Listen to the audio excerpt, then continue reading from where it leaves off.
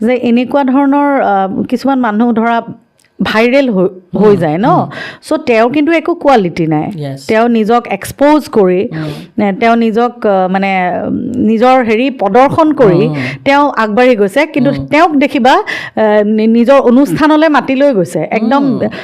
VIP guest হিচাপে আৰু গৈ পেলাই বন্তি প্ৰজ্বলন কৰাইছে চ' আমাৰ উঠি অহা জেনেৰেশ্যনক কি শিক্ষা দিলে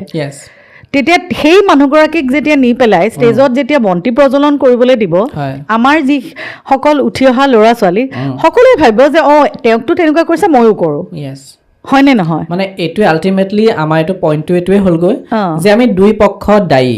দুই পক্ষই দায়ী মানে ক্ৰিয়েটৰজনেও তেওঁ ভাবিব লাগে যে ঠিক আছে আজি মই কিবা এটা আজিকালি মানে মানুহৰ বেয়াত দিশলৈ গৈছে বহুত মানুহৰ সাজ পোছাকক লৈও মানে মানুহে কিবা মানে কমেডি কৰাৰ নিচিনা হৈছে ন এগৰাকী মাইকী মানুহৰ সাজ পোছাক এগৰাকী মাইকী মানুহৰ শালীনতাক লৈও মানুহে মানে কমেডি ভিডিঅ' গম পাইছেনে বনাই মছালা দিব বিচাৰে কিন্তু সেইটো কিয় কৰেনো